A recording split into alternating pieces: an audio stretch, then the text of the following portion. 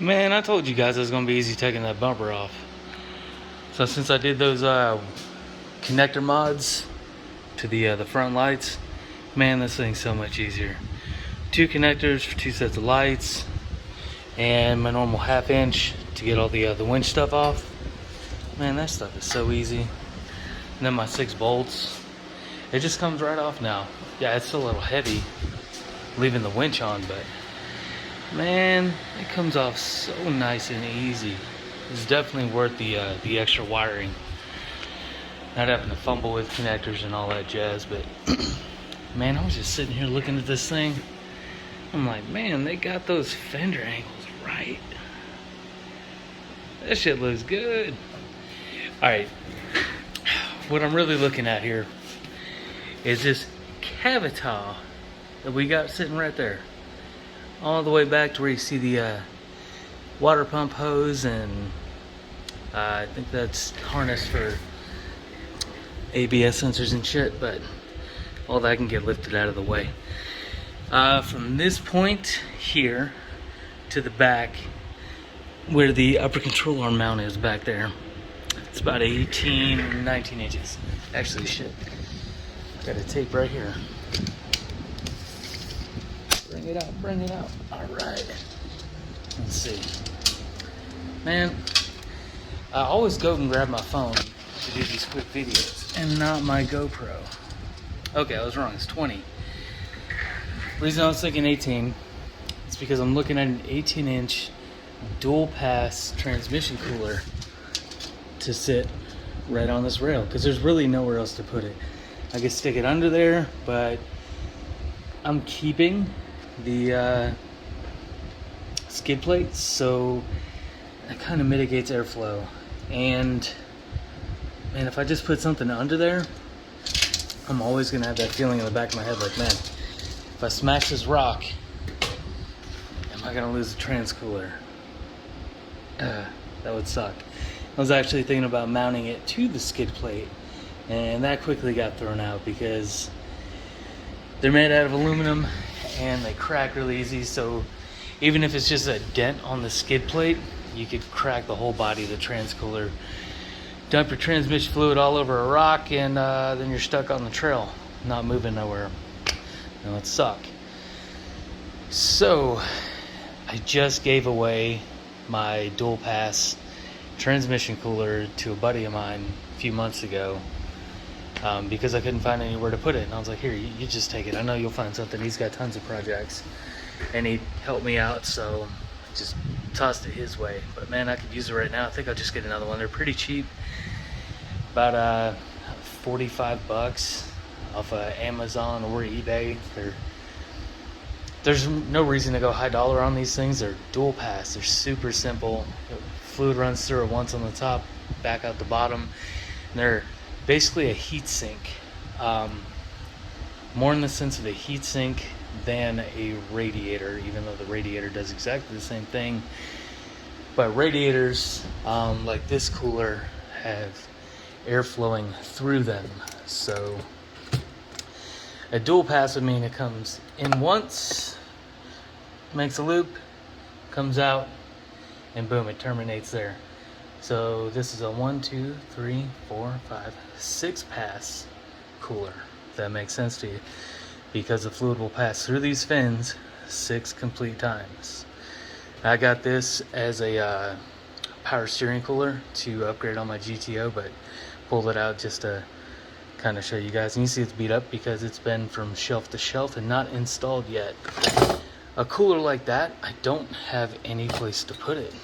You guys with the 500s or anybody without the 430 big ass electric fans up front, not sure exactly which models don't have them. I know the 500s don't. I think the 55s also just have a big electric fan, where our mechanical one is.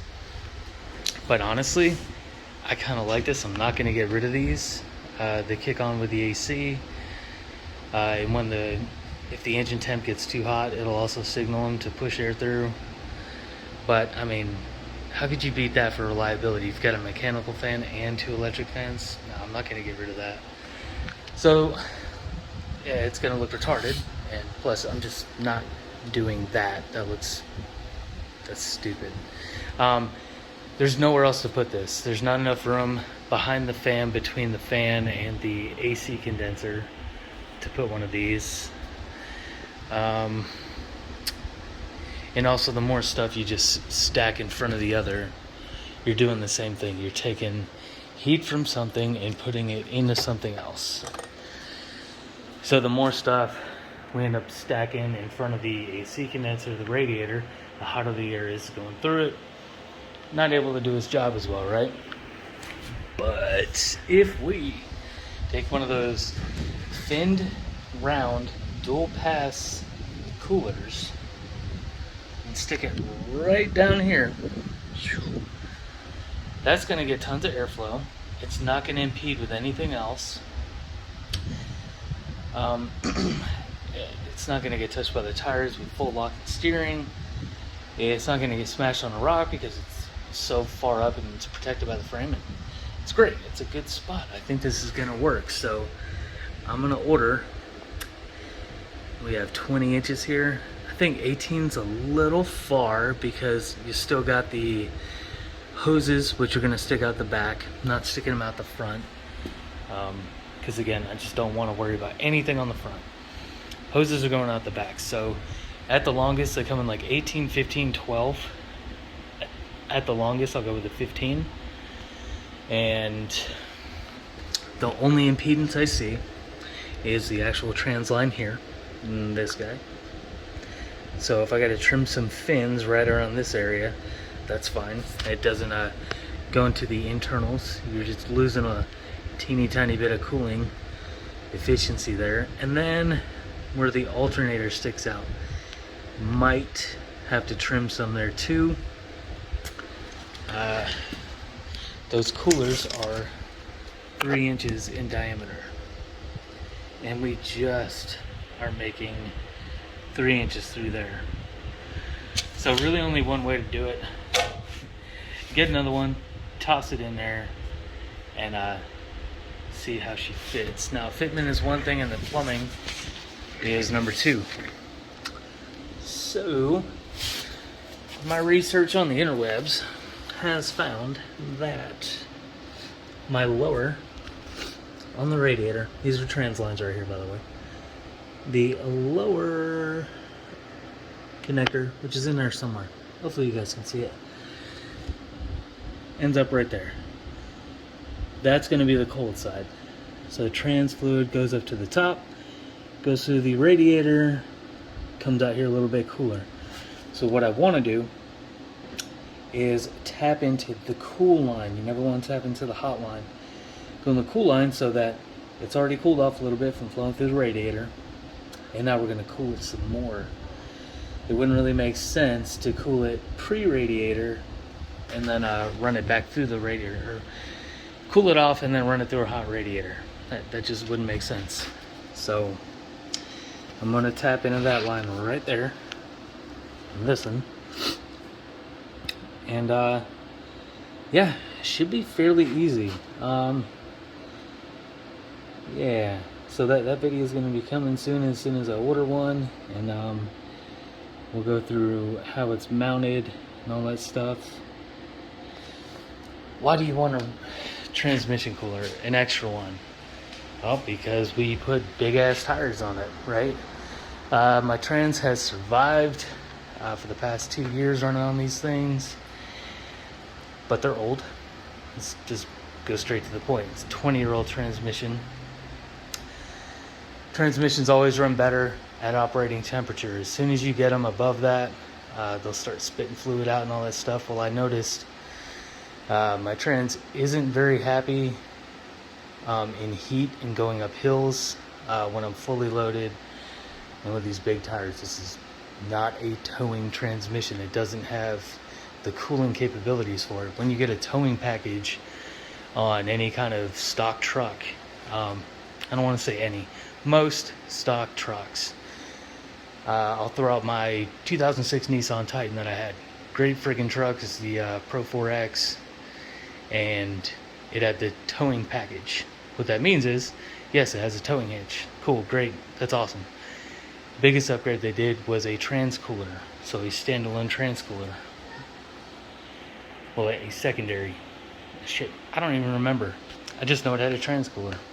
95% of transmissions are just going to run fluid through the radiator. They're dual purpose radiators. That's what they're meant for. That's what they've been doing for, 50 years or so. With that, I mean, engine and trans should be operating at about the same temperature. But if you can cool one off a little bit more than the other, because the transmission in these is going to be put through a lot more stress, sitting on trails, doing low gear pulls, anything that you're pulling is more stress on the transmission and the engine. But the engines in these seem to have really good cooling systems, so I'm not touching any of that. I'm leaving that all completely stock because it's working like it is. And if something's working, don't F with it, because you might make it worse. And it's packaged pretty damn well, so I can't complain about it. I like the way it works and I like the way it looks. The only thing you gotta do is keep replacing your plastic components, because they go from looking like that, nice and new, to that dog shit. So there's a couple big things to replace in the cooling system to make sure everything's efficient. I'm not going to go into that in this video. This is just a quick thing about transmission cooler and how cool the side profile is. Profile. I say profile? Profile. I got all excited. I saw the GTO over there. I pulled on somebody yesterday. Man, that shit was fun. Alright, back to this. Yeah. So, ready to throw in another bumper. I'm going to end this here and get to it. Building more of these. Alright, thanks for watching. Don't forget to subscribe. Thanks, guys. See you later.